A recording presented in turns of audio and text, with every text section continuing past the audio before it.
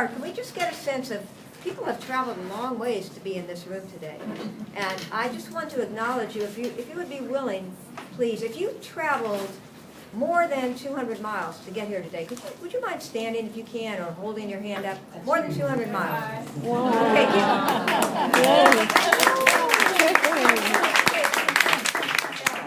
the next group, how many of you crossed a state line, came from outside of California, including the people who just raised their hand? Whoa! Wow. Okay, awesome. And the next group, how many of you are now, or ever have been, or plan to be an educator of any kind? An educator, not necessarily a teacher, but an educator, somebody who works. Wow, look around, look around. Even if you're retired. Even if, oh, most certainly if you're retired. Cheryl, this is you too. That's right. That's right. That's right. Okay, let's give ourselves a round of applause, because we are here because this is what we care about.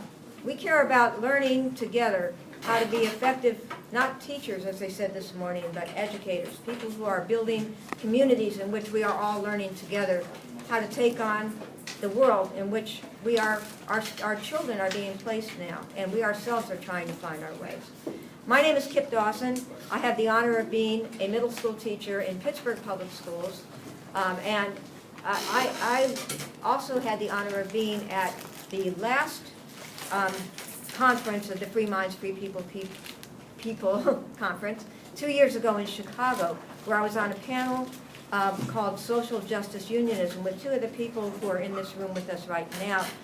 Just want to point them out. Michelle Strader-Gunderson, a leader of the Chicago Teachers Union, which is and then Anthony Cody, who is one of my mentors in many ways, who is an education justice organizer right now after retiring from being a teacher in the Oakland Public Schools. So really proud to have him here.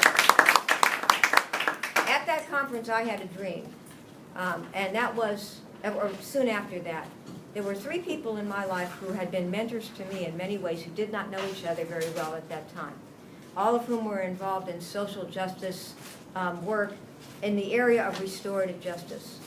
And my dream then was what you were about to see here today. These people coming together who have, since that time, actually found a community, building a community among themselves in addition to the other communities in which they work, that is based on not only working for restorative justice, but having been social justice activists for more than half a century, each of them. And when we presented the idea to the conference organizers of doing a panel of these three people, which I kind of got dragged into too, on restorative justice, and they looked at our bios, they said, a lot of people can talk about restorative justice, but what you guys have to offer is the longevity of your struggle and what you've learned from that.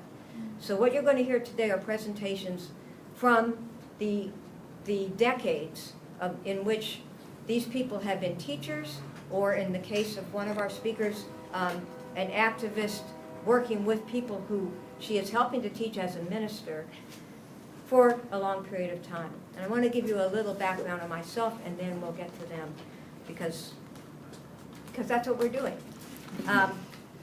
I have the honor of being the oldest person here, but the four of us who are on the panel in front of you graduated from Berkeley High School within 3 years of each other, all four of us. And we didn't know each other as a group then. I'm kind of the person who got to know each of them separately, but I will tell you a little bit about myself in relationship to them. My social justice activism came actually from my grandparents and parents, who passed on to us a legacy of standing up for what is right, which is multifaceted, which I won't go into.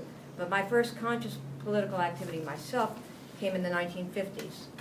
When my mother, our mother, several of my siblings are here, three right there, our mother was a member of the Communist Party and a factory worker.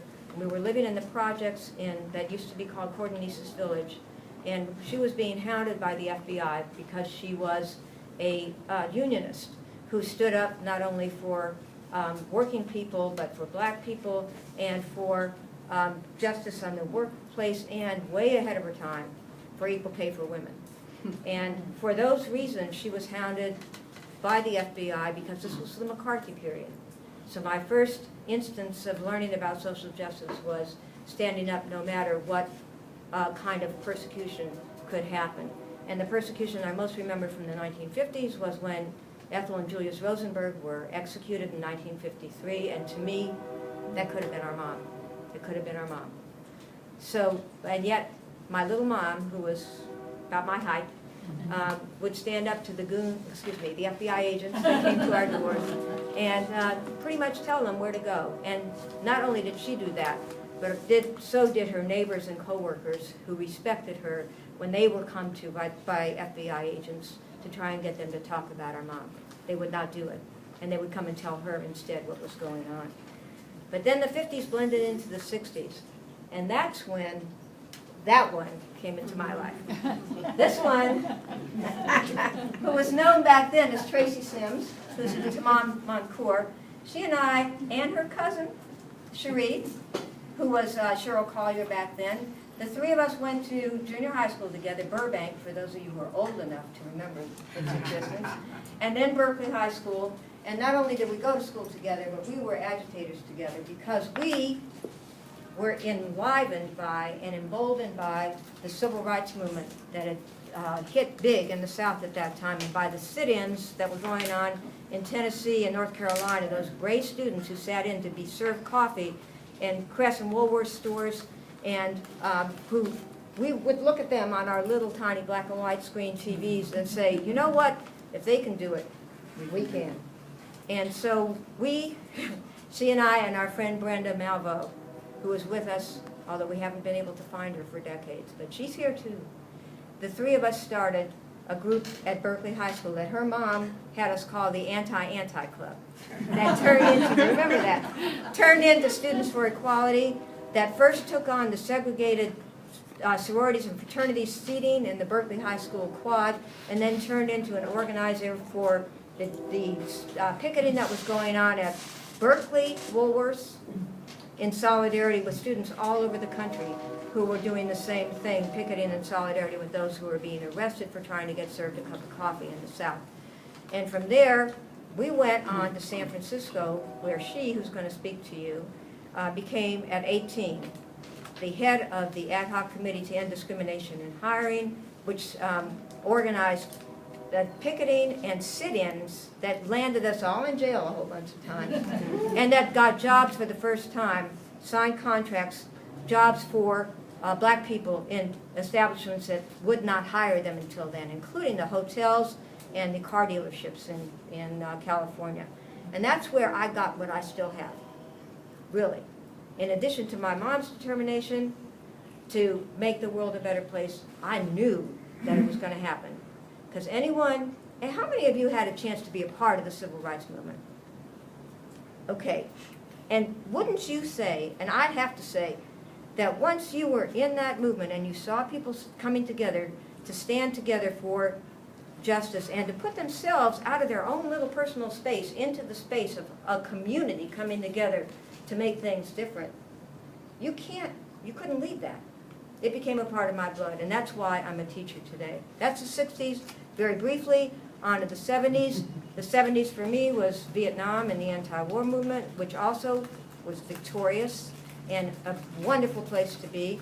And again, that blood that came to me from the civil rights movement got reinforced by the power of the anti-war movement. And then, of course, here comes the women's movement. And I would happen to be very luckily placed to be able to be a part of the second wave of feminism and the victories that were won there. Again, a statement. You can stand outside of your own personal space and find people like you everywhere and join together and make a difference and make change. And then in the 1980s, it was reinforced for me in a new place. I was an underground coal miner from 1979 to 1992. And there I got a chance to work with women coal miners and with the United Mine Workers of America, a union in which I learned the same thing in a different kind of setting. You come together with people who have similar needs, and you can reach out and find people like you everywhere and make a difference. And from the 1992, I got laid off from the coal mines. I got a chance to become what I'd always thought I was going to be when I started out at San Francisco State, Back in 1962, a teacher, which I now am, and if you ever want to be any place that can infuse you with a knowledge that the world can be a better place, it's every day being, in my case, with middle school kids who come to you not yet ruined by the society that would try to keep them down, but ready to think of themselves in a different kind of way if they have that opportunity, and to take on the struggles themselves. And I have to say that my teaching and my going in that direction came from this one here. Because Joan was a teacher way before and she helped me to get there. And now I'm going to go to our other panelists, because yesterday I learned again how much this one, my sister, Cheryl, has meant in my life. And this is my transition to the other people. This one was the first one to come into my life. Cheryl's father and married my mom in 1952. And we got Cheryl, I got Cheryl, so did Terry, and so did Lynn, in the bargain, along with our brother Bobby, who's no longer with us, but he is with us today. He's with us.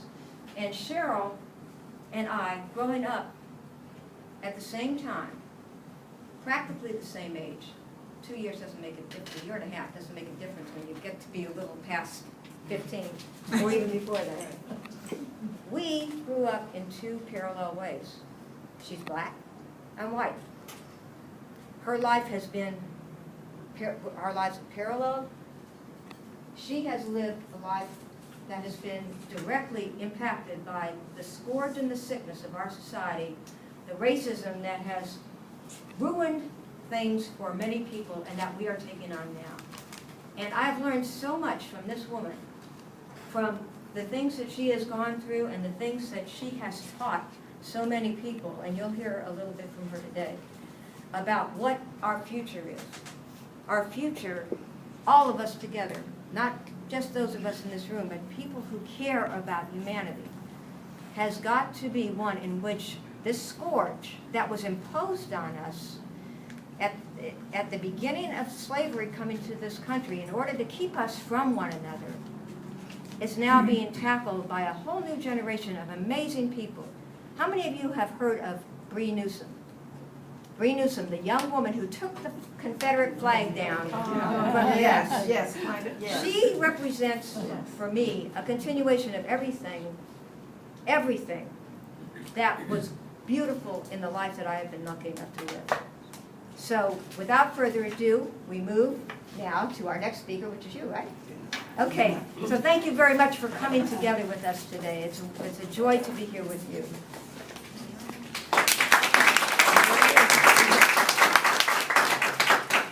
Well, my good buddy from Burbank already introduced me, and I'm going to have to get a PowerPoint expert. You, hit the button? But she already introduced me because I'm originally from the Bay Area. Went to elementary school in Oakland, junior high, and high school in Berkeley, and then moved to San Francisco and lived there for several years, and was an activist there. But we're going to fast forward to Newark, New Jersey, because that's where I am now. I'm a retired teacher, taught in the Newark public school system for